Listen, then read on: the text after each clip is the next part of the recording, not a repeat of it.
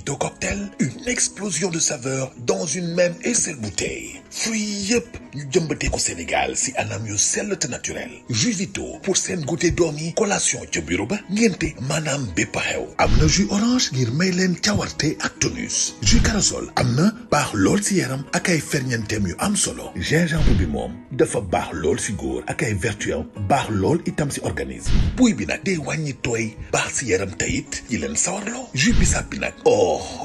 dina yokk seen kattan boole si vitamine rek la. ñi bëgg soo naturel nag Vito soo excellent pour fête bu mënti doon te baax lool si yaxu gune ak mag lépp nag nekk si emballage yu civilisé te wóor. ak jus Vito da ngeen am choix. Vito jus et sow existe en bouteille de 1,5 litres et 33 centilitres. Vito jus fabriqué par Groupe Cefas à Dakar à la cité Keur Damel à côté de la mosquée. Téléphone 77 241 06 06.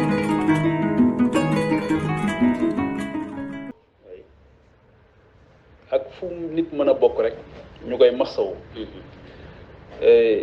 di wax rek ne dañuy sant yàlla aussi bi nga xamante ni dañu nekk ci posture boo xamante ni faruñu ak Samba wala ak Demba waaye dañ naan Sénégal rek la ñu féeteel tey waaw wax rek te jëmmi suñu borom tax moo tax déjà damay tàmbali rek effectivement comme ni ko Gabriel defee soxna Gabriel mooy condamné sama mbokk heure xamoon naa ni Diagne rek la mën a sant mooy li mu daaneele ci soxna si nga xamante ni moom moo nekk en cause ndax yàlla moom moo teral doomu aadama donc ak nu mu mën a mel te wax dëgg gisuma nu mu mel sax waaw waaye nu mu mënoon a mel rek war nañ ko ruse suñu borom xam ne yàlla ko binde noonu donc loolu lu mat a bàyyi xel la ci suñu relation yi ñuy am entre ñun mooy joxante cër bi joxante yitte te loolu tamit dafa bokk beneen pathologie la boo xamante ni suñu réew yi dañu ko am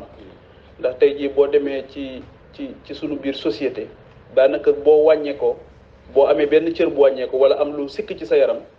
sa environnement immédiat ñoo la koy njëkk a faire remarquer ñoo lay njëkk a def benn complexe. Donc c'est pas du kaawu soxna si mais damay ciy profito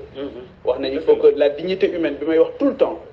il faut que ñu bàyyi ko xel c'est extrêmement important la dignité humaine ci suñu relation yi. donc sunu borom bi ma doon tudd léegi moom lay njëkk a évoqué ci mbir mi xew ni su ma nee sunu borom mooy feebar Abdoulaye Der mën naa dal ku nekk feebar yàlla sunu borom mën na koo teg ku nekk donc souvent cëru yàlla daf ciy am ku nekk tamit ci sunu société ba tey am na lu ko dal mu dem dàmpalu ji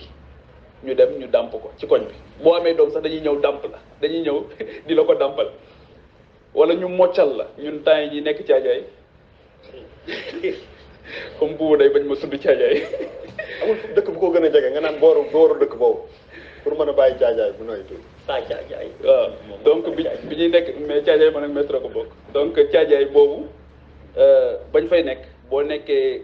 bi ñuy nekk di football nekk xale soo gaañoo dañuy la yóbbu ñu mocc la boo rëqee ñu mocc la te bañ lay mocci wala bañuy woo soxna si muy ñëw ci kër gi di la dàmpal sa doom kenn du ne waaw kii ndax kinésithérapeute la wala ndax am na anatomie xam na anatomie wala déet su fait une réflexion globale am li tax loolu mooy beneen question dafay dugg mooy mën-mën day dugg mën-mën ndax sa loxo am na fu mu jote feneen foo xamante dinañ la mën a defal loolu wala fii rek nga mën a yem su question mën-mën duggee ki nga xamante ni ci moom la mbir mi dal muy aussi bien Ousmane Sonko bi jógoon dem foofu wala soxna sa fa nekkoon di ko waroon jox service bi Ousmane Sonko dañu wax ne dafa nekk député nekk représentant du peuple di fayeeku 1,3 million francs keroog bi ñu ko falee député rek mu ne comme représentant du peuple la acte bi muy njëkk a posé mooy day jël 2/3 yi mu jox ko ay orphelinat de ces 400 000 francs CFA xanaa 400 000 de boo ko yoree doo ci mën lu bëri ba mën ci faju donc loolu ay constat lay def ba tey waaye ak dayo bi mu am ak ni mu toll ci réew mi ndax loolu tam suñu borom moo ko dogal mu jóg taxaw amee posture boo xamante ni beaucoup ont rallié à son combat ont adhéré à son combat par rapport ak cause yi muy défendre su boobaa da ngay xam ne mënatoo nekk Charles wax na ko léegi nit ku ordinaire waaye su boobaa tamit il faut que bu dee am na loo xamante ni dal na la ba li nga war a def mënoo ko def mu lay indil ay jafe-jafe ci yaram il faut que nga waxtaane ko ak ñi nga xamante ni ñoom nga ko seqal ba ñu xam ko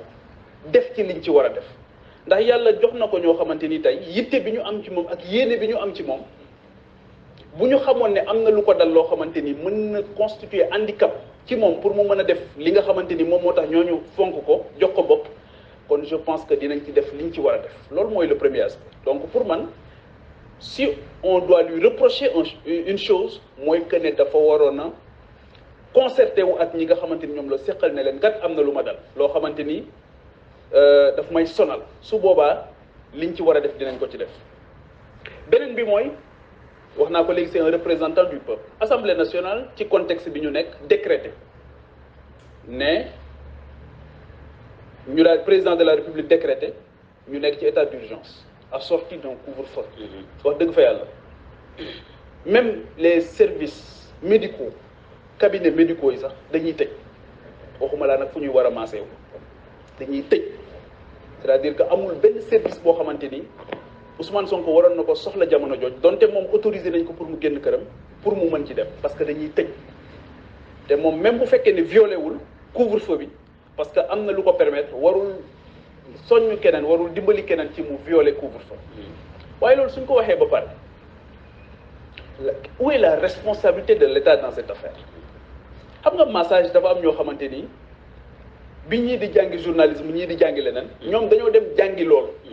réew moo mën di dem ci àdduna bi dafa am ñoo xamante ni seen xam-xam dafa màcc ci loolu ndax doomu aadama daf ko yittewoo am na foo xam bu fa tollee ci dundam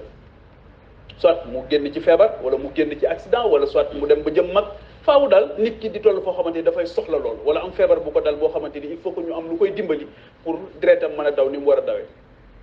mais ñun coow li moo ngi bari yëpp mais ba tey bàyyiwuñu xel ñooñu nga xamante ni ci secteur boobu lañ nekk di ci dundal seen njaboot te fi mu ne nii am na nu ñuy jëlee coow li secteur boobu c'est dem na yoonam dafa am lu koy impacté man ne responsabilité de l'État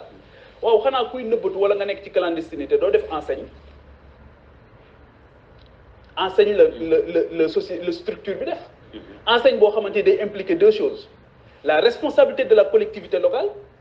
bi nga xamante ni foofu la ko def et la responsabilité du ministère en charge ci domaine boobu nga xamante ni ci la nekk mooy ñiy délivrer autorisation yi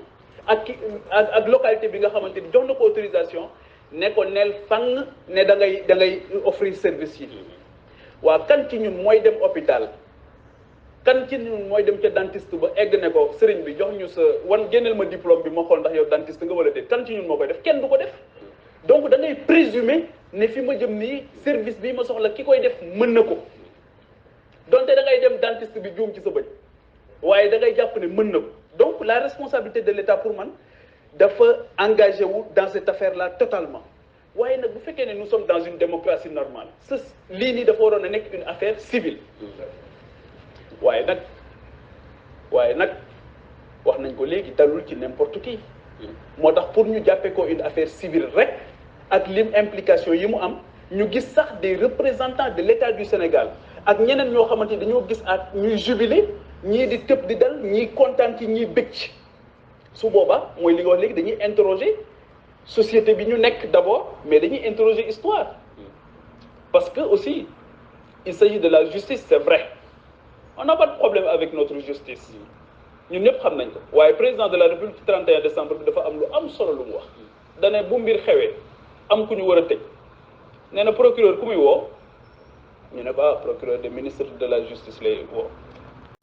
Vito Cocktail, une explosion de saveurs dans une même et seule bouteille. Fruits yëpp ñu jëmbatee ko Sénégal si anam yu sell te naturel. Jus Vito pour seen goûter doom yi collation ca bureau ba ngénte maanaam bépp xew. am na jus orange ngir may leen cawarte ak tonus. jus corossol am na baax lool si yaram ak ay ferñeenteem yu am solo. gingembre bi moom dafa baax lool si góor ak ay vertus baax lool itam si organisme. buy bi nag day wàññi tooy baax si yaram tayit yi leen sawarloo. jus bisaab bi nag oh dina yokk seen kattan boole si vitamine rek la ñi bëgg soow naturel nag Vito soow excellent pour fête bu mënti doon te baax lool si yaxu gune ak mag lépp nag nekk si emballage yu civilisé te wóor ak jus Vito da ngeen am choix Vito jus et soow existe en bouteille de 1,5 litres et 33 centilitres. Vito jus fabriqué par Groupe Cefas à Dakar à la cité Keur Damel à côté de la mosquée. Téléphone 77 241 06 06.